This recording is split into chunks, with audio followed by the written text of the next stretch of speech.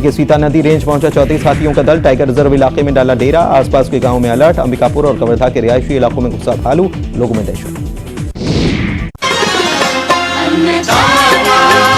अन्नदाता अन्नदाता नीत तुम्हारा अन्नदाता, पग पग पर है संग तुम्हारे अन्नदाता। लहू किसानों का बन के पसीना सींचता है धरती का सीना। मेहनत का तेरी हक दिलवाने, नई तकनीक नई खोज बताने। पशुधन को गुणवान बनाना, पौध सुरक्षा को सिखलाना, खेती के सब गुर समझाने, भारत का सरताज बनाने। आठों पहर है संग तुम्हारे अन्नदाता अन्नदाता। नमस्कार, आप सभी का स्वागत है अन्नदाता कार्यक्रम में। आपके साथ मैं हूं सोनाली सिंह। हमारे देश के किसान जन का पोषक है, वह श्रम का देवता है, अन्नदाता है। उसमें ही भारत की आत्मा निवास करती है। ऐसे ही किसानों की प्रगति के लिए हम खेती बाड़ी से जुड़ी हुई बहुत सी नई लाभकारी जानकारियां हर रोज सुबह लेकर आते हैं। तो चलिए कार्यक्रम शुरू करने से पहले देखते हैं क्या है आज के अन्नदाता में। गिलाडिया फूल की फसल में किए जाने वाले जरूरी कार्य।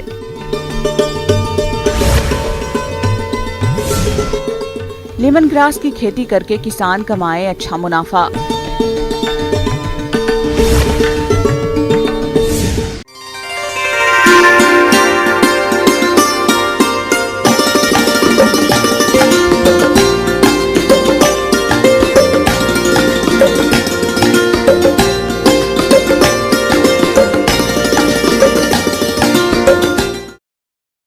प्रदेश के अनेक किसान भाई गिलाडिया फूल की खेती करके अच्छा लाभ कमा रहे हैं, लेकिन हमारे कुछ किसान भाई इसकी फसल में किए जाने वाले आवश्यक कार्यों में लापरवाही करते हैं, जिसकी वजह से गिलाडिया की फसल कमजोर हो जाती है और फूल उत्पादन में कमी आने से किसानों को हानि का सामना करना पड़ता है।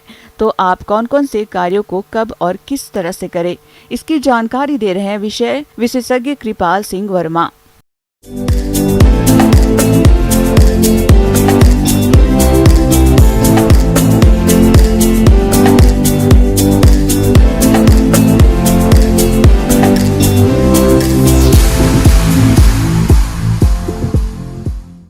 किसान भाइयों, आज हम एक चर्चा करने वाले हैं, वो है एक फूल वाली फसल और उसे कहते हैं गिलाडिया।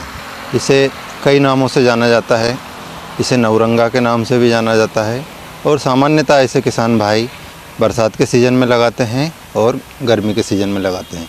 तो जैसा कि अभी जो हमारा समय चल रहा है, ग्रीष्म ऋतु का समय चल रहा है, अभी जो नवरंगा है, जो गिलाडिया है, इसकी बहार आई हुई है। खरपतवारों की बात की जाए तो किसान भाइयों को ये देखना चाहिए कि उसमें जो खरपतवार हैं, कहीं ऐसा तो नहीं कि फसल की जो ऊंचाई है उससे ज़्यादा ऊंचे जा रहे हैं। यदि ऐसा है तो खरपतवारों का नियंत्रण आवश्यक है। और यदि खरपतवार थोड़े बहुत हों, फसल की ऊंचाई के बराबर हों, तो उनमें निदाई गुड़ाई की विशेष आवश्यकता नहीं होती है।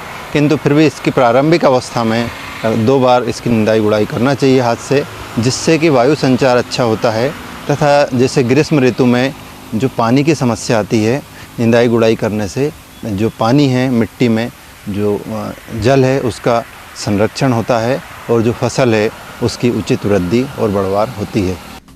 किसान भाइयों, गिलाडिया की फसल से आपको अधिक फूलों का उत्पादन मिले, इसके लिए आप यूरिया का संतुलित मात्रा में प्रयोग करते हुए फसल की सिंचाई पर विशेष रूप से ध्यान दें।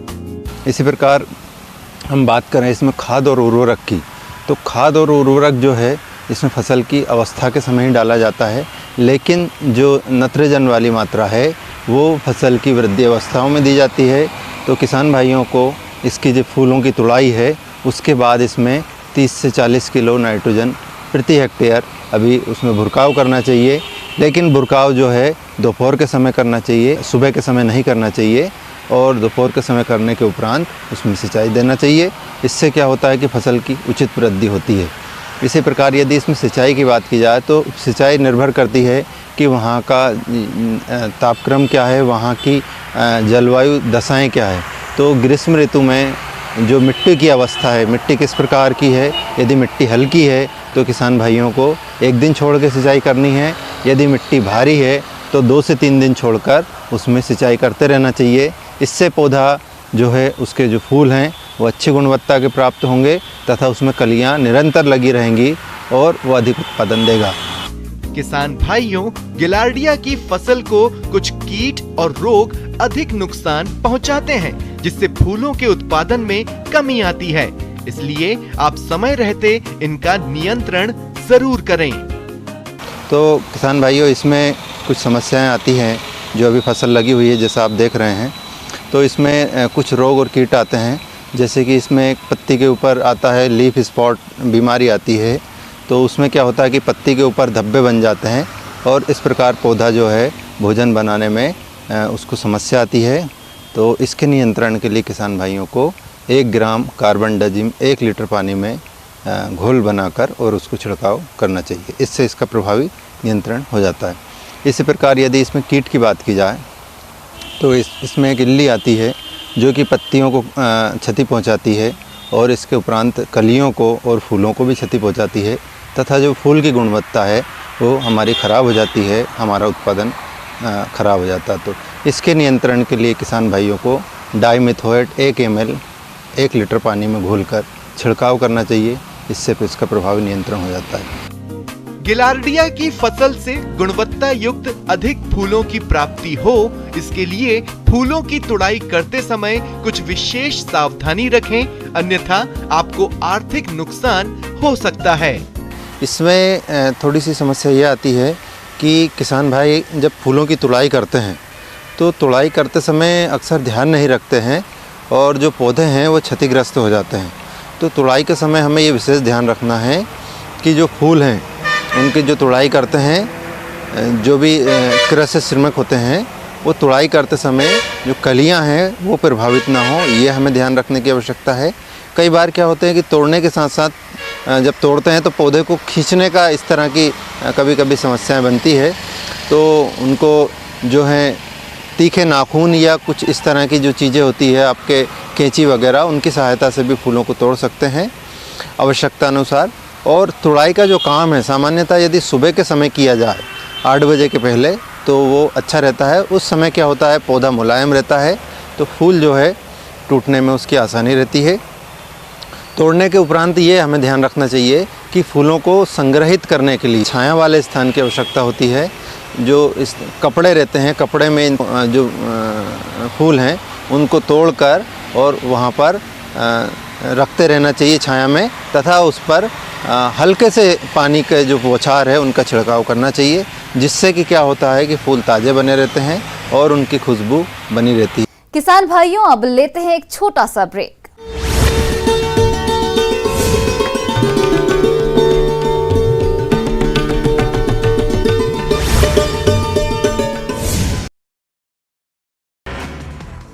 राजस्थान को मिली वंदे भारत ट्रेन की सौगात, पीएम मोदी ने हरी झंडी दिखाकर जयपुर से किया रवाना। कहा, पहले राजनीति के हिसाब से चलती थी ट्रेन। विपक्षी पार्टियों को एकजुट करने की मुहिम में नीतीश कुमार को मिला अरविंद केजरीवाल का साथ। राहुल गांधी और कांग्रेस अध्यक्ष मल्लिकार्जुन खड़गे से भी मुलाकात। ज्यादा से ज्यादा विपक्षी पार्टियों को एकजुट करना लक्ष्य। मनी लॉन्ड्रिंग मामले में मनीष सिसोदिया को लगा बड़ा झटका। राउस एवेन्यू कोर्ट में जमानत पर सुनवाई टली। 18 अप्रैल को होगी अगली सुनवाई। सभी जेल में रहेगा यूट्यूबर मनीष कश्यप। 15 दिन की न्यायिक हिरासत में भेजा गया। सैदापेट कोर्ट में हुई थी पेशी। लैंड फॉर जॉब घोटाला मामले में लालू प्रसाद की एक और बेटी ईडी के रडार पर।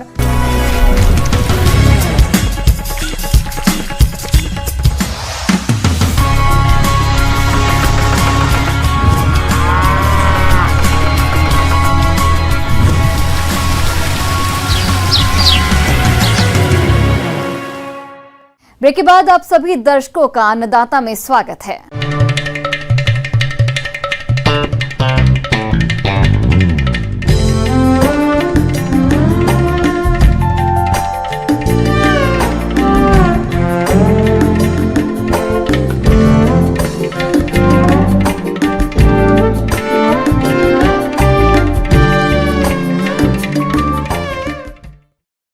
किसान भाइयों, लेमन ग्रास संघीय पौधे में से एक महत्वपूर्ण फसल है जिसका तेल निकाला जाता है।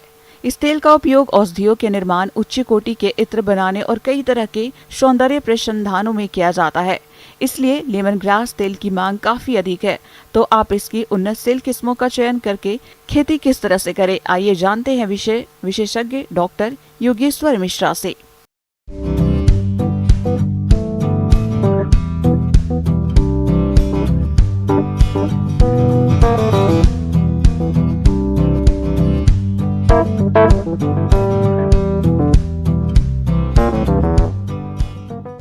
सर्वप्रथम मैं लेमन ग्रास के बारे में बताना चाहूँगा। ये घास कुल का प्रजाति होता है, ग्रेमिनी जिसको बोलते हैं फैमिली हम लोग। इसका एक सदस्य होता है और इसका बिहेवियर बिल्कुल घास की तरह होता है। इसका मतलब, कहने का मतलब ये कि ये घास की तरह ही व्यवहार करता है। ये चाहे आप इसको बहुत ही आर्द्र कंडीशन में या बहुत ही सूखे कंडीशन में ग्रो करना चाहें तो दोनों ही तरह की स्थिति के लिए बहुत ही उपयुक्त होता है। लेमन ग्रास, जिसे नींबू घास भी कहते हैं, इसकी खेती सिंचाई की सुविधा हो वहाँ तो हो सकती है, जहाँ सिंचाई की सुविधा नहीं हो वहाँ भी की जा सकती है। जहाँ सिंचाई की सुविधा नहीं होती वहाँ इसे बरसात में लगाएं और जहाँ सिंचाई हमेशा मिल सकती है वहाँ अधिक ठंड और अधिक गर्मी को छोड़कर कभी भी लगा सकते हैं। इसकी खेती उन क्षेत्रों के लिए अधिक फायदे वाली है जहां जंगली जानवर फसलों को नुकसान पहुंचाते हैं, क्योंकि इसे कई जंगली या छोटे जानवर नहीं खाते हैं। साथ ही रोग कीटों की समस्या भी नहीं आती है। इसके बारे में मैं बताना चाहूँगा कि जो सॉइल कंडीशन जो होता है, दोमट मिट्टी और जो थोड़ा सा रेतीला मिट्टी होता है, ये इसके लिए बहुत ही उपयुक्त होता है। अब उन्नत प्रजाति है जो कि CMF लखनऊ ने डेवलप किया हुआ है, रोजा करके एक वैरायटी है, हरित करके, ऐसे और अनेक 2-3 प्रजाति विकसित की है जिसके अंदर ऑयल का कंटेंट बहुत अच्छा होता है। तो इस तरह से कृषक बंधु जो हैं चाहे तो ऐसी एजेंसी से संपर्क करके इसके बीज को प्राप्त कर सकते हैं। आइए अब लेमन ग्रास के उपयोग के बारे में जान लें। इसके तेल से नींबू की तरह विशेष खुशबू आती है, जिसका प्रयोग दवाओं में, अच्छे स्टैंडर्ड का परफ्यूम बनाने में, सौंदर्य प्रसाधनों में और साबुन का निर्माण में किया जाता है। इसके अलावा इसके डंठल का भी निर्यात होता है। इसकी बाजार व्यवस्था की जानकारी के लिए आप नजदीकी कृषि विभाग में संपर्क करके ही इसकी खेती करें, जिससे आपको किसी तरह की परेशानी नहीं हो और आपका उत्पाद आसानी से बिक जाए। तो उसकी खेती करने के लिए हमको करीब 1 हेक्टेयर में कम से 4 या 5 किलो सीड की आवश्यकता होती है, बीज की आवश्यकता होती है। और बीज को हम पहले नर्सरी में ऐसी नर्सरी बेड लगा करके इसका छोटा पौधा तैयार कर सकते हैं और इस तरह से उगाए गए पौधे को हम खेतों में ले जा करके कम से कम 2 या 2.5 मीटर के स्पेसिंग पे हम इसको पूरे सघन रूप से इसको लगा सकते हैं। तो इस तरह से कम 1 हेक्टेयर क्षेत्र में आपको 35 से 40 हज़ार पौधे जो है आराम से लगाए जा सकते हैं। इसकी खेती सिंचित, असिंचित क्षेत्रों के अलावा सूखा, ऊसर और ढलान वाले खेतों में कर सकते हैं। इसकी खेती के लिए पुरानी फसल से स्लिप लिया जाता है और इसकी रोपाई की जाती है। 1 हेक्टेयर में लगभग 60,000 स्लिप्स लगते हैं। लाइन से लाइन की दूरी 45 सेंटीमीटर और पौध से पौध की दूरी 30 सेंटीमीटर रखते हुए इसकी रोपाई करते हैं। रोपाई से पहले खेत की तैयारी के समय गोबर की खाद या वर्मी कंपोस्ट डालें। अन्य रासायनिक उर्वरकों का प्रयोग नहीं करें। अगर कंपोस्ट खाद उपलब्ध न हो तो उस दिशा में रासायनिक खादों का प्रयोग करना पड़ेगा। खड़ी फसल में खाद उर्वरकों के प्रयोग की कोई आवश्यकता नहीं होती। रोपाई के बाद सिंचाई करनी होगी। इस तरह से आपकी फसल 5 से 6 माह के बाद कटाई के लिए तैयार हो जाएगी। इससे कटाई किस तरह से करें? तो प्रथम बार जब आप रोपण करते हैं उसके बाद कम से कम 3 या 4 में जो प्रथम कटाई होती है वो 3 से 4 महीने के बाद होती है। 3 से 4 महीने आप कटाई कर सकते हैं। उसके कटाई के लिए है कि कम से कम ऊपर 2 या 3 सेंटीमीटर हमको ऊपर छोड़ना पड़ता है, ठीक है, ताकि आने वाले समय में फिर वो एरिया जो है अच्छा पूरा भर जाए आपका खेत पूरी तरह से। तो इस तरह से 3 या 4 कटाई 1 साल के अंदर में हम कर सकते हैं और प्रति कटाई से कम 8 या 10 टन जो है प्रति हेक्टेयर उपज मीन्स लेमन ग्रास जो घास होता है वो हम तैयार कर सकते हैं। और इसको काट करके हम इसको एक सूखे एरिया में हम इसको सुखाते हैं, एक ड्राई एरिया में जो कि इनके शेडेड होता है, छायादार जगह पर इसको सुखाया जाता है। और यहाँ से फिर इसको जो आसवन करने वाला जो यूनिट है डिस्टिलेशन यूनिट वहाँ पर इसको सप्लाई किया जाता है। इसकी खेती में जहां तक लागत की बात है तो पहले साल 40 से 50 हजार रुपए लागत आती है। इसके बाद लागत कम आती है। आइए अब लाभ के बारे में बात कर लेते हैं। लाभ के बारे में बात करें तो कम से कम 250 किलोग्राम तेल का उत्पादन एक साल में होता है और प्रति लीटर तेल का भाव 1000 रुपए भी मानकर चलें तो कुल आय 2,50,000 रुपए होती है, जिसमें से लागत निकाल दी जाए तो 2 लाख रुपए तक शुद्ध लाभ लिया जा सकता है। इसकी खेती में एक बात का और ध्यान रखना होगा कि आपके क्षेत्र में तेल निकालने की मशीन उपलब्ध हो या आप चाहें तो किसानों का समूह बनाकर तेल निकालने वाली इकाई भी लगा सकते हैं। इस तरह से हम देखेंगे कि प्रति हेक्टेयर आप 3 या 4 बार कटाई करेंगे, प्रति हेक्टेयर 3.5 से 4 लाख जो इसका रेट चला हुआ है 1500 रुपये पर लीटर इसके ऑयल का रेट होता है। तो इस तरह से कम हम 1 हेक्टेयर में 3.5 से 4 लाख रुपए का उपज हम निकाल सकते हैं। तो ये पूरा एक प्रोसेस होता है। इसके माध्यम से मैंने आपको समझाने की कोशिश की किस तरह से लेमन ग्रास की प्रजाति का आप खेती कर सकते हैं, किस तरह से इसको आय अर्जित करके आप अपने आर्थिक स्थिति में सुधार ला सकते हैं। बहुत बहुत धन्यवाद। आगे और भी है खेती बाड़ी से जुड़ी हुई बहुत सी रोचक जानकारियां। यहाँ रुकेंगे एक और छोटे से ब्रेक के लिए।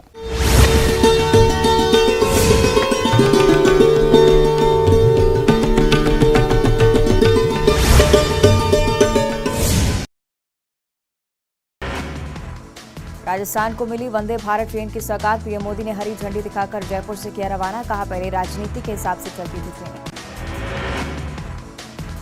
विपक्षी पार्टियों को एकजुट करने की मुहिम में नीतीश कुमार को मिला अरविंद केजरीवाल का साथ। राहुल गांधी और कांग्रेस अध्यक्ष मल्लिकार्जुन खड़गे से भी मुलाकात। ज्यादा से ज्यादा विपक्षी पार्टियों को एकजुट करना लक्ष्य। मनी लॉन्ड्रिंग मामले में मनीष सिसोदिया को लगा बड़ा झटका। राउस एवेन्यू कोर्ट में जमानत पर सुनवाई टली। 18 अप्रैल को होगी अगली सुनवाई। सभी जेल में रहेगा यूट्यूबर मनीष कश्यप। 15 दिन की न्यायिक हिरासत में भेजा गया। सैदापेट कोर्ट में हुई थी पेशी। लैंड फॉर जॉब घोटाला मामले में लालू प्रसाद की एक और बेटी ईडी के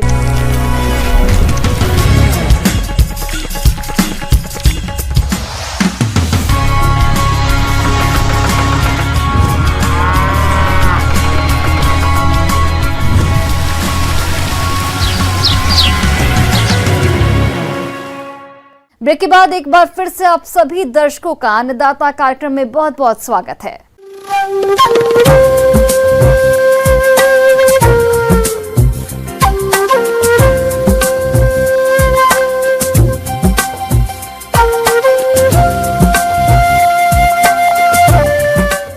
मौसम विभाग के रिपोर्ट पर साप्ताहिक कृषि सलाह इस प्रकार है।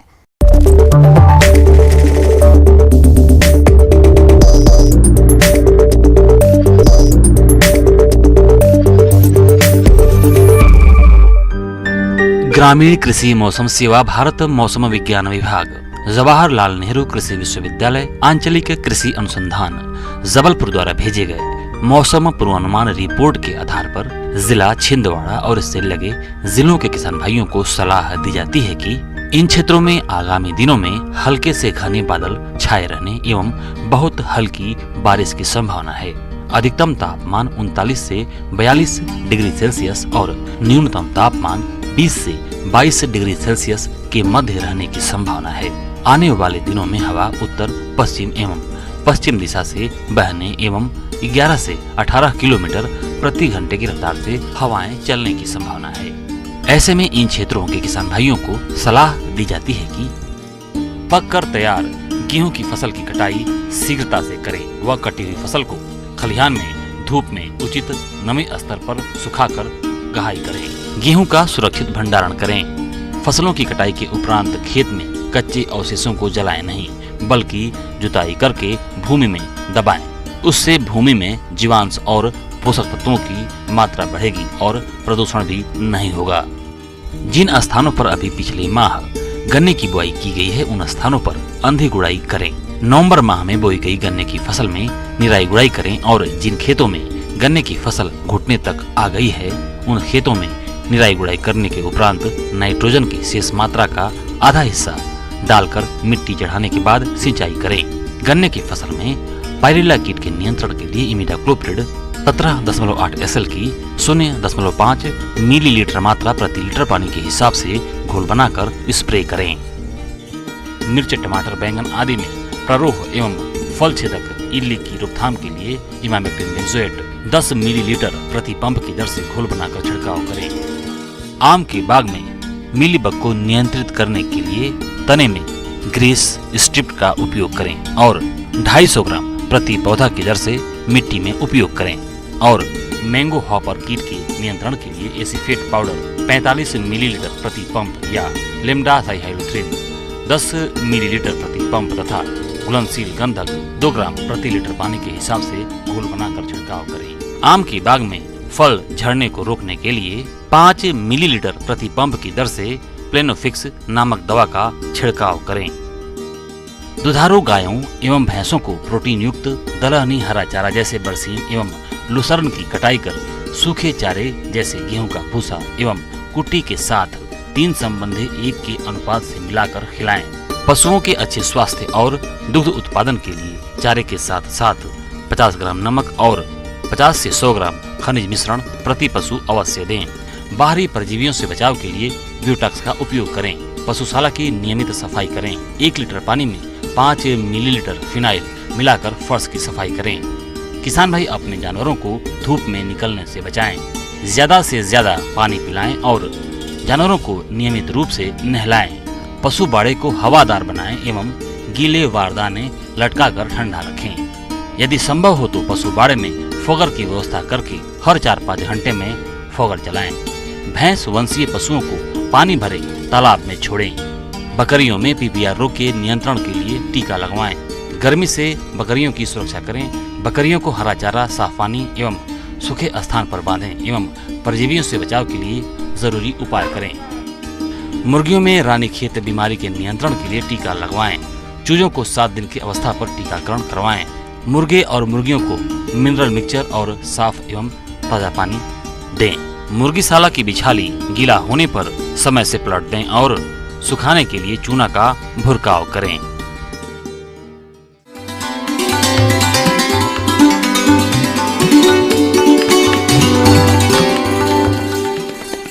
आइए जानते हैं अन्नदाता निःशुल्क फोन के माध्यम से पूछे गए समस्याओं का समाधान। आज की अन्नदाता हेल्पलाइन में हमने जिस प्रश्न को शामिल किया है उसे पूछा है ग्राम गोधरी, जिला रायपुर के विवेक शर्मा ने। आपने धान की फसल में किए जाने वाले जरूरी कार्यों पर जानकारी चाहिए है, तो इसके लिए देखिए कार्यक्रम का यह अंश। अधिकतर धान का क्षेत्र जल जमाव से ग्रसित होता है। इसमें खरीफ में धान लोग नहीं ले पाते हैं, इसलिए बोरो धान का काफ़ी दिनों से यहाँ के क्षेत्र में प्रचलन है। बोरो धान की नर्सरी लोग नवंबर में या अक्टूबर के अंत में लगाते हैं और इसकी रोपनी जो ट्रांसप्लांटिंग कहते हैं उस जनवरी 26 के बाद 25-26 जनवरी के बाद जब थोड़ा सा वायुमंडल का तापमान बढ़ जाता है और धूप तो काफ़ी ज़्यादा उस समय में रहता ही है, उस समय में इसकी ट्रांसप्लांटिंग या रोपनी करते हैं। इसमें मुख्य समस्या हमारे खरपतवार की हो जाती है और खरपतवार के लिए सबसे अच्छा उपाय तो ये है कि हैंड वीडिंग करें या कोनो वीडर से जो है ना खरपतवार को निकाल दें। यदि ज़्यादा इसका प्रकोप है, खरपतवार की समस्या है, तब हम सजेस्ट करेंगे कि एक 20 पैरीबैक सोडियम नाम का एक दवा मिलता है जो कि काफ़ी असरदार है और उसका 0.5 लीटर 500 ml 500 लीटर पानी में घोल करके, मतलब आधा लीटर हुआ दवा 20 पैरीबैक सोडियम और 500 लीटर पानी हुआ, इसमें घोल करके प्रति हेक्टेयर इसका छिड़काव करने से खरपतवार की समस्या दूर हो सकती है। बोरो धान के खेत को हमेशा नम रखें, कभी भी खेत पे दरार नहीं पड़ने दें।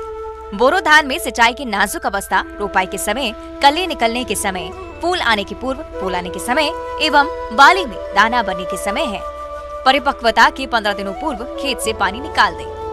मुख्य बात बोरो धान में ये है कि पानी का हमेशा ध्यान रखें। स्टैंडिंग वाटर कम से कम आधा 1 इंच जरूरी है। और उसके बाद खरपतवार नियंत्रण के लिए तो हम बता ही दिए हैं। प्रति कट्ठा के हिसाब से हम बताएंगे ऊपर जो धान में बेसल डोज तो यूरिया का डालते ही हैं नाइट्रोजन का, उसके बाद टॉप ड्रेसिंग करते हैं, 2 बार करेंगे। 2 बार में 1 किलो प्रति कट्ठा के हिसाब से यूरिया का उपयोग करने से धान की जो बढ़वार आती है अच्छी रहेगी। उसमें 20 से 25 दिन बाद अजोला का छिड़काव खेत में एक बार यदि कर दिया जाए तो अपने आप ये पूरा खेत में आच्छादित हो जाएगा और इससे वायुमंडल का नाइट्रोजन जमीन के अंदर में आ जाता है। जैसे लिग्यूमिनस क्रॉप में दलहन में हम लोगों को लिग्यूम के थ्रू आता है, उसी तरह से अजोला जो है मिट्टी में नाइट्रोजन को स्थापित करता है और धान की उपज अच्छी आएगी इससे। इसके बाद इसमें चूँकि ये ठंड में ये धान होता है, इसको कहते हैं विंटर राइस भी बोलते हैं, और नमी बहुत ज़्यादा नहीं रहती है, धूप काफ़ी अच्छी रहती है, तो कीड़े और बीमारी का प्रकोप बहुत ही कम होता है। तना बेथक इस कीट की मादा पत्तियों पर समूह में अंडा देती है। अंडों से सूड़ियां निकलकर तनों में घुसकर मुख्य सूट को क्षति पहुंचाती है, जिससे बढ़वार की स्थिति में मृत गोभ तथा बालियां आने पर सफेद बाली दिखाई देती है। बचाव व रोकथाम। खेत एवं मेड़ों को घास मुक्त एवं मेड़ों की छटाई करना चाहिए, समय से रोपाई करना चाहिए, फसल की साप्ताहिक निगरानी करना चाहिए और उर्वरकों की संतुलित मात्रा का ही प्रयोग करना चाहिए। जल निकास की समुचित व्यवस्था होनी चाहिए। तना बेधक कीट के पूर्वानुमान एवं नियंत्रण हेतु 5 फेरोमोन ट्रैप प्रति हेक्टेयर प्रयोग करना चाहिए। कार्बोफ्यूरान 3G 20 किलोग्राम 3 से 5 सेंटीमीटर स्थिर पानी में। तो भी तना छेदक कीड़ा कुछ समय के बाद इसमें आना शुरू होगा। इसके लिए जो सबसे अच्छा जो पुराना दवा है या अभी भी कह सकते हैं इमिडाक्लोप्रिड नाम का जो दवा है उसका आप प्रयोग कर सकते हैं। और इमिडाक्लोप्रिड 36 EC 1 ml 1 लीटर पानी में घोल करके स्प्रे करने से तना छेदक को कंट्रोल किया जा सकता है। और बीमारी के का जहाँ तक सवाल है, कोई खास समस्या नहीं होती है, लेकिन तो भी यदि एक भूरा धब्बा या ब्राउन स्पॉट बीमारी कहते हैं पत्ती के ऊपर में कभी दिखाई पड़े तो उसमें मैंकोजेब 75 WP जो कि बाज़ार में इंडोफिल 75 के नाम से आता है या जो भी हो, साफ भी एक दवा है जिसमें कि कार्बेंडाजिम और मैंकोजेब मिला रहता है, उसका प्रयोग करने से इस बीमारी से निजात कर सकते हैं।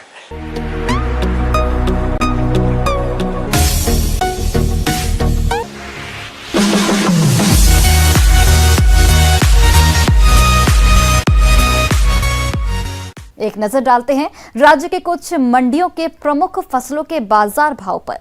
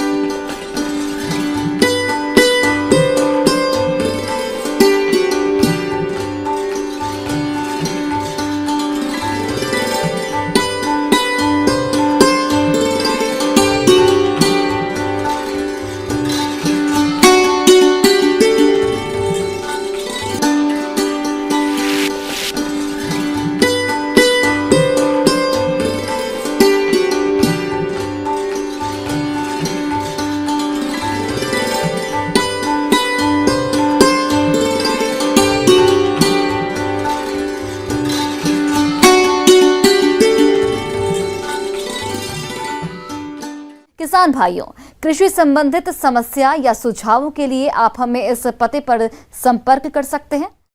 प्रोड्यूसर अन्नदाता news 18 Madhya Pradesh Chhattisgarh, Ramoji film city Hyderabad 501512।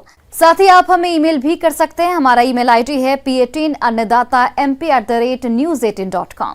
इसके अतिरिक्त आप हमें निःशुल्क हेल्पलाइन नंबर 18008892 पर सोमवार से शनिवार सुबह 10 से शाम 4 बजे के बीच संपर्क कर सकते हैं। अब समय हो रहा है आपसे विदा लेने का। कल फिर से आपसे मुलाकात होगी कृषि से जुड़ी महत्वपूर्ण जानकारियों के साथ। नमस्कार।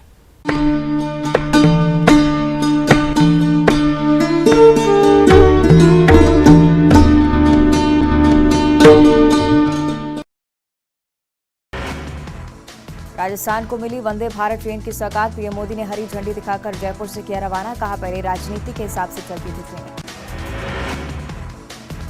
विपक्षी पार्टियों को एकजुट करने की मुहिम में नीतीश कुमार को मिला अरविंद केजरीवाल का साथ, राहुल गांधी और कांग्रेस अध्यक्ष मल्लिकार्जुन खड़गे से भी मुलाकात, ज्यादा से ज्यादा विपक्षी पार्टियों को एकजुट करना लक्ष्य।